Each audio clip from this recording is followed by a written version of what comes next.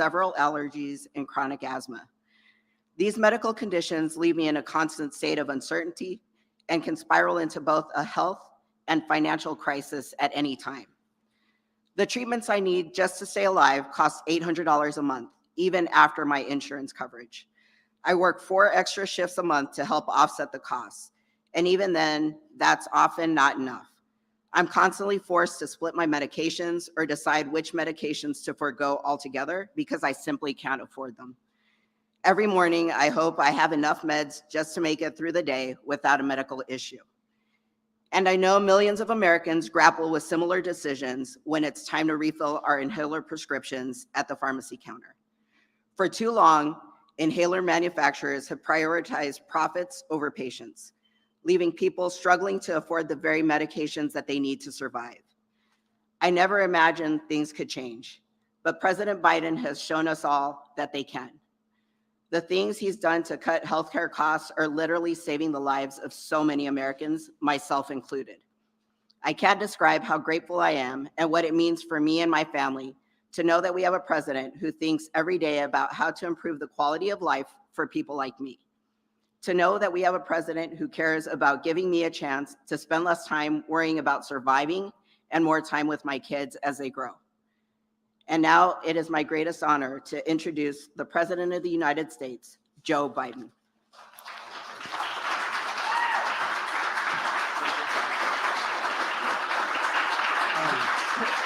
Thank you.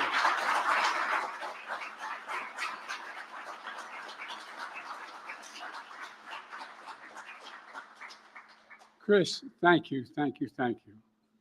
First of all, thank you for the courage you've shown over the years dealing with your health issues, but also for standing up here before the whole nation and explaining to us what you've gone through. It's not easy to do. You know, trying to afford your expensive medications from blood disorders to asthma. Millions of Americans, millions, have similar stories, lying in bed at night, literally staring at the ceiling, wondering what in God's name will happen if their spouse gets cancer, or if their child gets sick, or something happens to them. They're going to have enough insurance. Can they afford the medical bills they're going to have? Well, they have to sell the house to keep things moving. You know, and you find out the big reason why we're lying awake at night with these questions is because the drug companies are charging exorbitant prescription drug prices. Higher prices than anywhere in the world. And Bernie said it, I was listening in the back, Bernie. You and I have been fighting this for 25 years. Finally, we beat Big Pharma, finally. I'm serious. I'm proud. I'm proud of my administration of taking on Big Pharma in the most significant ways ever. And I wouldn't have done without Bernie, and Bernie got it. You know, look, Bernie was the one who was leading the way for decades in which why we're here today. You know, Bernie mentioned Americans pay more for prescription drugs than any other advanced nation in the world. If you walk in a local drugstore here in America, the prices are at least 2 to 3 times more for the exact same prescription made by the exact same pharmaceutical company in Canada, France, Italy, and even in Eastern Europe, all around the world. But not anymore. For years, people have talked about how Medicare has the power to negotiate for lower drug prices, prescription drug prices the government pays for, just like the VA does when they're able to negotiate medicines and needs for the veterans. But we've tried and tried and tried. And finally, with Bernie's help, I finally got my Inflation Reduction Act, which passed. Bernie helped get it passed. Not one Republican in the entire Congress, this did surprise me, I have to admit to you, not one single Republican voted for it, not one single one, to give us authority to take on and beat Big Pharma. Take insulin for people with diabetes. It costs $10 to make. If you add everything in terms of packaging and all the rest, you can argue maybe $12 total. And they're charged as much as $400 a month. Not anymore, not anymore. Seniors with diabetes will only have to pay $35 a month from this point on. And by the way, when I first got the law passed, guess what? It applied to every American, every American. But the Republicans were able to cut back on the fact that the only thing they couldn't defeat was seniors. But I want those savings to be for every single person in America, no matter what their age. No one should pay more than $35 a month for insulin, period. And by the way, drug companies still make a significant significant profit. Because I said $10 to make. By the way, the guy who invented the drug didn't want to patent it because he wanted it to be available to everybody. Well, it's available, all right. Look, folks, there's a whole lot of prescription drugs that are undergoing the process of lower pricing. Medicare is now able to negotiate lower prices for some of the costliest drugs that treat everything from heart disease to arthritis. This year alone, the law that's already passed, it's in the law now, that we signed, Medicare is negotiating 10 of the most costly drugs next year. And they'll do that every year it goes well beyond 50 drugs. Next year will be 15. It isn't just saving seniors money. Along with other reforms, it's taxpayer money. We're cutting the federal deficit. And people say, well, it's costing money. Guess what? It's costing drug companies money. It cuts the deficit by $160 billion. $160 billion. I'm serious. Think about it. The next 10 years, because Medicare will no longer have to pay those exorbitant prices. Instead of paying $400, they're paying $35. But I think we should be more aggressive. It's time to negotiate lower prices for at least 50 drugs a year. We only have the law only requires 10 now, and then 15 and moves up. Along with other actions, we're not only saving lives, but if we move that number up, we'll save taxpayers another $200 billion on top of the $160 billion because Medicare will not be paying these exorbitant costs. It is a gigantic, and by the way, the other guy talks about cutting the deficit. He increased the deficit more than any president has in history. And we've cut it. Look, in addition to the law we passed, will cap prescription drug costs for seniors and Medicare starting in 2025. It's already the law. It doesn't require anything else because when I say these things, you think you can get it done. It's already the law. Your drugs will not cost you, if you're a senior on Medicare, will not have to pay more than $2,000 a year no matter what the drug costs. And as you know, many of you unfortunately know, your parents, some of the cancer drugs cost $10,000, $12,000, $15,000 a year. Combined, they'll not have to pay a penny beyond $2,000 a year.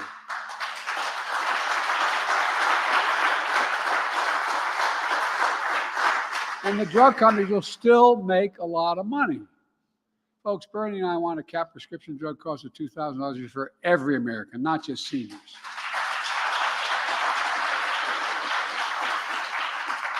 We're here today to talk about how we're lowering prices and cracking down on unfair competition in prescription drugs. I'm a capitalist. Capitalism, though, without competition isn't capitalism, it's exploitation. That's what's going on. Exploitation. When Big Pharma doesn't play by the rules, competitors can't offer lower prices for generic drugs and devices that carry that medication, so prices are raised artificially. I thank Bernie for leading the charge to do something about this. For example, asthma is one of the most common respiratory illnesses in America. 27 million Americans have asthma, including 4 million children. Asthma causes about 1 million visits to hospital emergency rooms every year. Nationwide, the cost of treating asthma is estimated to be $50 billion a year, the treating asthma, not the drug, treating the asthma. If you have asthma, you're likely to need an inhaler to breathe. Now, this spring is here. The seasons and allergies are upon us. We're on the rise even more. More people with asthma need inhalers to breathe.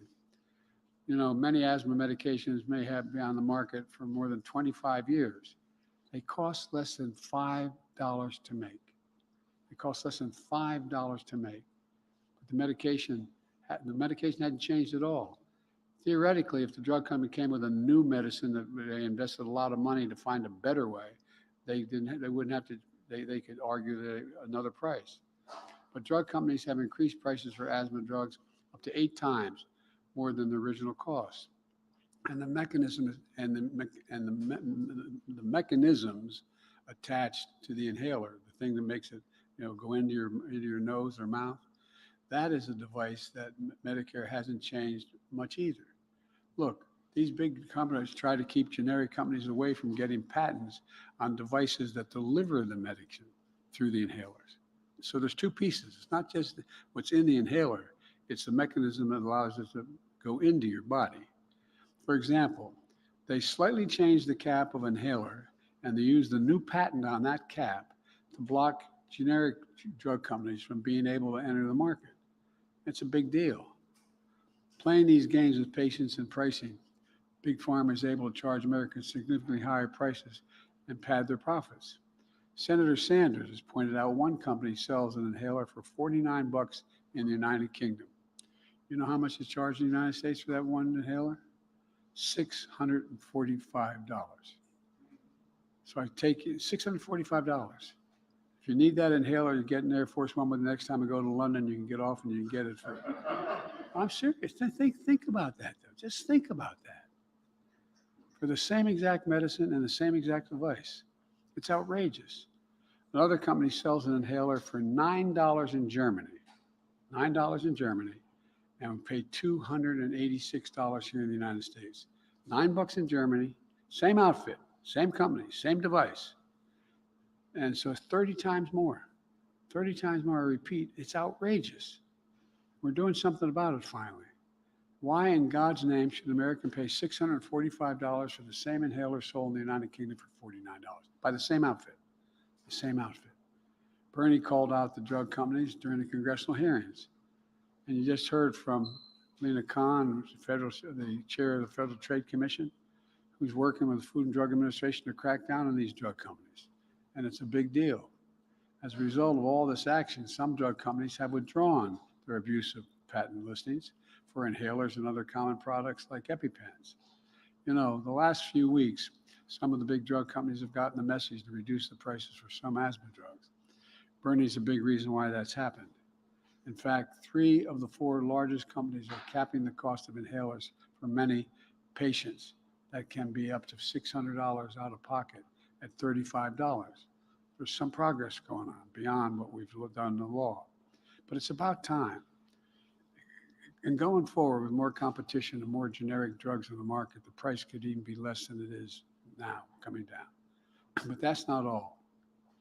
Because of all of you, my Inflation Reduction Act, drug companies that raise prices more than inflation are going to pay back Medicare the difference between what they charge and the inflation rate. This is based on the price of their drugs in 2021. That means consumers will pay less for prescription drugs, and they'll save taxpayers money and discourage companies from hiking prices faster than inflation in the first place. But we want to do more. It's time that drug companies pay rebates when they increase prices faster than inflation, not just for seniors, but for every single American. Every single American.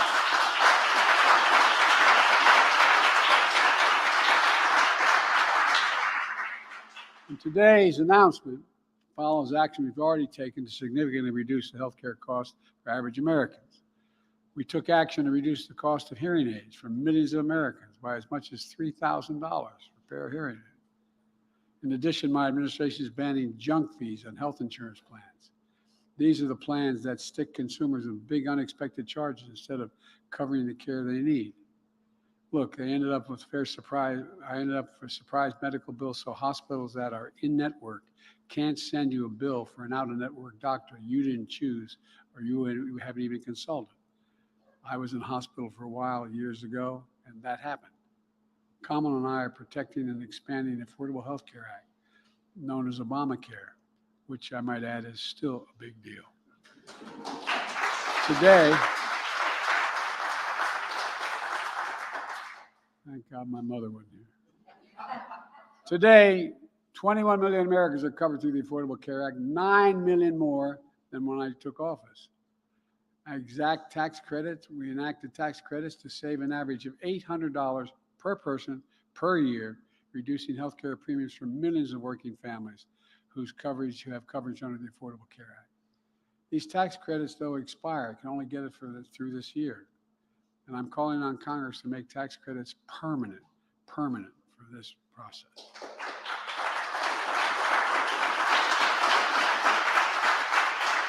And folks, all of our progress is in stark contrast to my predecessor and mega Republicans in Congress.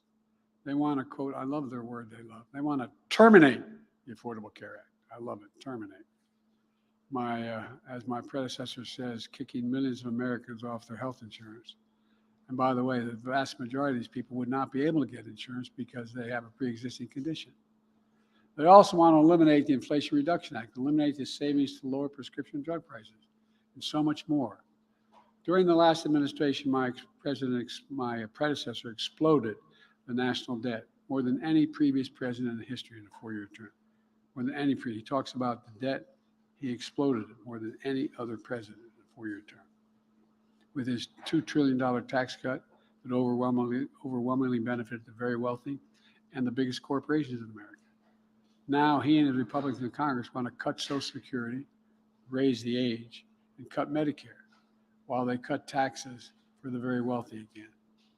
You know, I got a better idea. I'm going to protect Social Security and Medicare along with Bernie and other members of Congress to make sure the wealthy begin to pay their fair share to keep these programs solvent. It's not hard.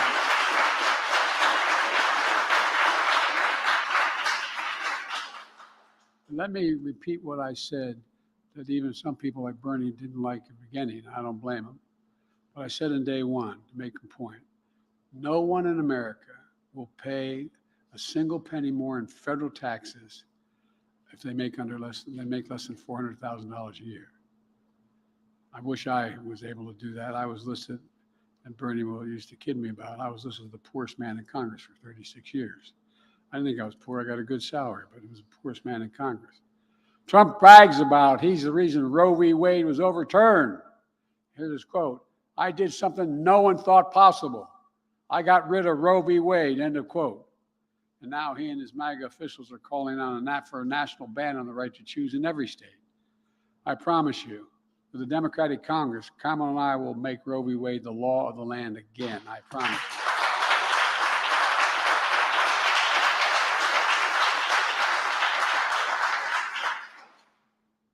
I'm talking too long here. Let me close with this. I'm excited about this. I'm really proud of what we've been able to do. I really am. Bernie and I have been doing this work for a long time. I know we don't look it, but we've been doing it a long time. Bernie and I have something else in common. We both married way above our stations. But at any rate, what we know, we've made historic progress in the last 3 years. $35 for insulin for seniors, $35 a month for inhalers, for asthma, $2,000 a year total cap on costs for seniors. We're lowering the cost of some of the most expensive prescription drugs for seniors. And what I want to do next, what we want to do next is these caps and costs for everyone, not just seniors. With Bernie's help, we're showing how healthcare ought to be a right, not a privilege in America. And that's why I've never been more optimistic about it. I really mean it. You've heard me say in this very room how optimistic. I am optimistic because the laws we got passed are now coming into effect, whether it's infrastructure or whether it's this. I mean, there's so much more. We have to, and I've said this many times, and I'll get out of your hair. You know, we have to remember who we are. We're the United States of America. I mean, this is from the bottom of my heart. We're united. There's nothing beyond our capacity when we do it together. We're the only nation, as a student history, that I can find that's come out of every crisis we've entered stronger than we went in every single time. So let's remember we're the United States of America. God bless you all. May God protect our troops.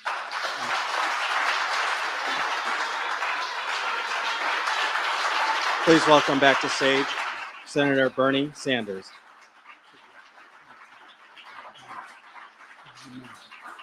Thank you all. I think the party's good.